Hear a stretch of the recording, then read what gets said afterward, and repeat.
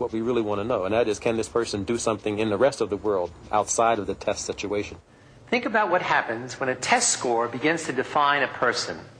I'm a C student with 100 IQ, as if it's indelibly stamped on the forehead. Does that kind of labeling then become a self-fulfilling prophecy? Or can generally held beliefs about a person's gender, race, or age influence a person's performance? Psychologist Claude Steele of Stanford University studies the effect labeling and stereotypes can have on a person's ability to perform in a given situation. He calls this phenomenon stereotype threat. Stereotype threat it is a situational threat. It's usually tied to the social aspects of the situation you're in, and it's just the sense that you could be judged in terms of some stereotype about an identity that you have, your racial identity, your age, your sex. We don't have to believe in a stereotype. Merely knowing that others could judge us because of our social identity is enough to distort our performance. One of the pivotal studies Steele conducted was testing women's performance when compared to men on standardized math exams. There is in our society a stereotype that women have a limited ability to perform especially difficult math. And so a woman taking a difficult standardized exam in math, when she experiences frustration, that stereotype becomes relevant as a possible interpretation of the frustration, both for her and for anybody who's going to see or interpret her performance. And that makes the experience of taking the test different for her than it does for a man in precisely the same situation. Hi, are you two here for the psych study? Our interest there was to see if you brought women and men who were both very skilled in math and very dedicated to being good at math into the laboratory and you gave them a very difficult math test, how would they perform? Our prediction was that the women would not perform as well as the men because they would be under stereotype threat. The men wouldn't be in this situation. And that's exactly what happened. Our prediction is that if you could turn the spotlight of stereotype threat off, their performance should go up to match that of equally skilled men in this situation. We take the threat out of the situation in a very simple, straightforward way. Just before people get ready to take the test, we sit them down and say, on this particular test, this is not a test that's capable of discriminating between men and women's performance. It never has, it never will. The stereotype is now almost magically made irrelevant to her performance here.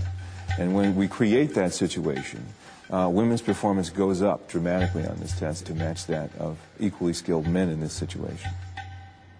So that's the kind of evidence we use to give us a sense of how this process, the stereotype threat phenomenon, just being subject to being seen that way, can actually affect a very important performance in a person's life.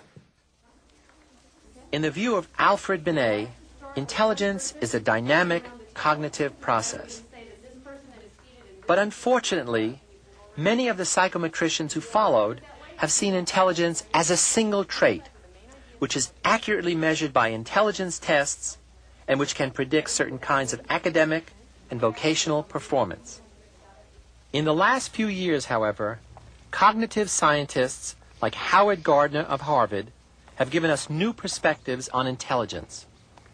The theory arose because of dissatisfaction on my part with the view of intelligence as being just one thing which you could measure with an IQ test.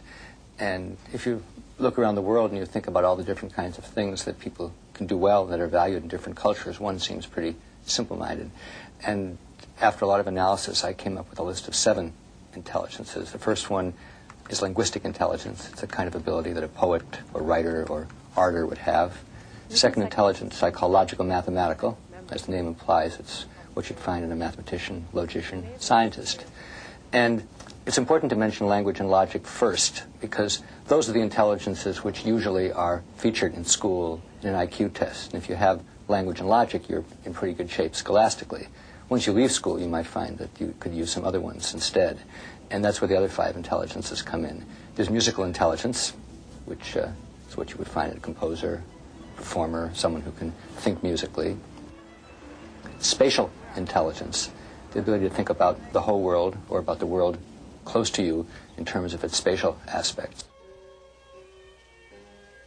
I talk about a kind of intelligence which I call bodily kinesthetic, that's using your whole body, or parts of your body like your hand or your mouth to solve a problem or to make something. Dancer, athlete, surgeon again, craftsperson, we have a high degree of bodily kinesthetic intelligence. And I talk about two kinds of personal intelligence. Interpersonal is understanding of other people, what makes them tick, the kind of ability you would find in a teacher, a clinician, therapist, politician, actor. And the final kind, which is very important but difficult to talk about, is intra, or within a person intelligence. It means having a viable understanding of yourself, who you are, what kinds of abilities you have, what kinds of needs you have, what kinds of intelligences you have, and how to use those effectively to solve problems or to make something. And I think if you take those 7 into account and the particular combinations among them, you can account for most of the kinds of thinking abilities which people need to survive all around the world. We now understand from psychology and from cognitive science that people think differently. We have different strategies of learning. We have different ways of representing things in our head, different ways of acquiring knowledge. Many people feel that psychology's greatest contribution, greatest invention has been the IQ test. And certainly as far as fame and fortune is concerned, that's an accurate description. I mean, IQs are what put psychology on the map in this country. But I think IQ tests and their progeny, among which I include SAT and other kinds of achievement tests, have reached the highest point of utility that they're going to have. And I think their utility will decline in the future. I think that, to put it simply, testing has gone as far as it can. We need to move to a much broader view of assessment, which is much more in touch with the actual thinking processes of the individual, and which yields information which the teacher, the school district, and the student himself can make use of to have more successful learning in the future. At Yale University, psychologist Robert Sternberg has been studying the limitations of testing in measuring what he calls practical intelligence. An example of practical intelligence is being able to find your way through busy city streets such as these. Suppose, for example, that you wanted to go to the bank. There are a number of alternative routes you might use to get to the bank. The person who's higher in spatial ability would be able quickly to figure out which of those routes will get him or her to the bank faster, whereas the person who's lower in spatial ability might have difficulty in figuring out which of those routes would be best. Sternberg recently devised a test specifically for spatial ability. Subjects must diagram how to get between two places on this map. And what we have found is that there's very, very little correlation or relationship between this practical aspect of intelligence and, say, the more academic one traditionally measured by IQ tests or the SAT, so that people could be good in one and not very good in the other. I view intelligence as the ability to adapt to existing environments. In other words, to go into an environment and figure out what you need to know in it, and then work effectively within that environment. To shape environments into new ones. In other words, to change the environment so as to make it more suitable for your interests, your abilities, or what you want.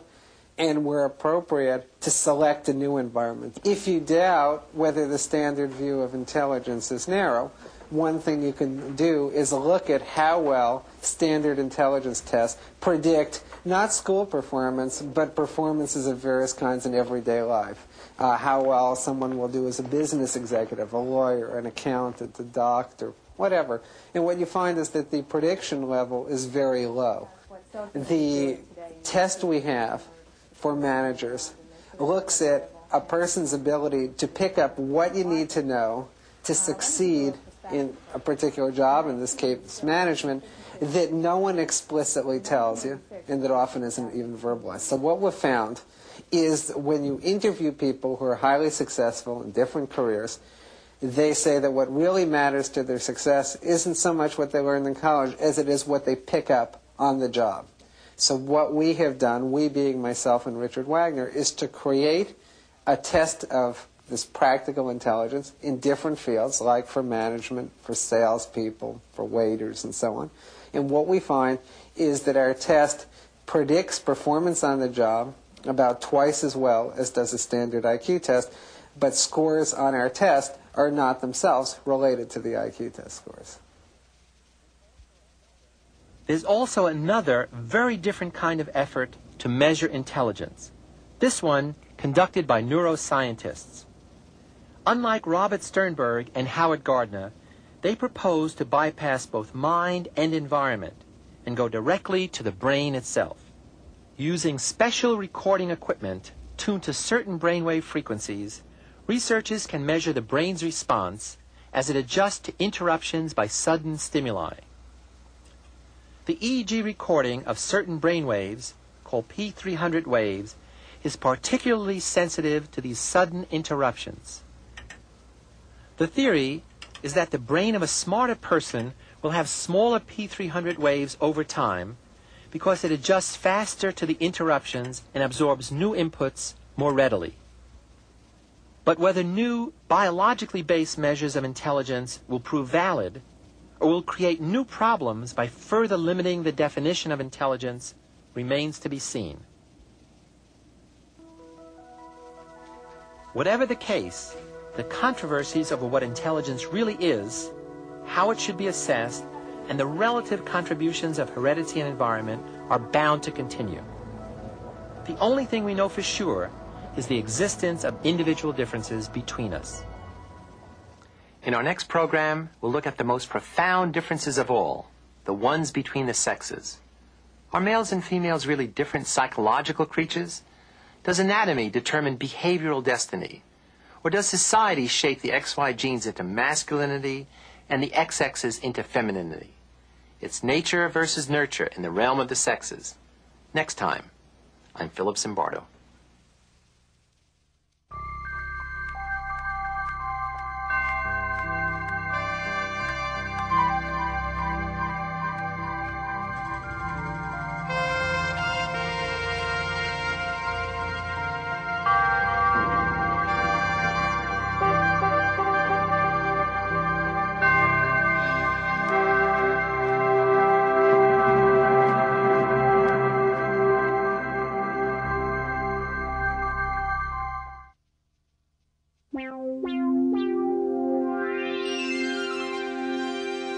Funding for this program is provided by Annenberg CPB to advance excellent teaching.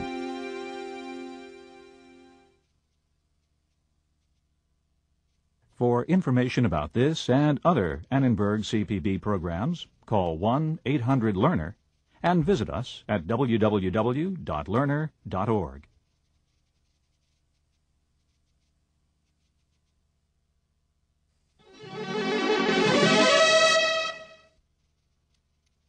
To learn more about the Annenberg CPB Channel series and workshops for teachers, how to take them for credit, how to buy them on video cassette, call 1-800-LEARNER and visit us at www.learner.org/channel.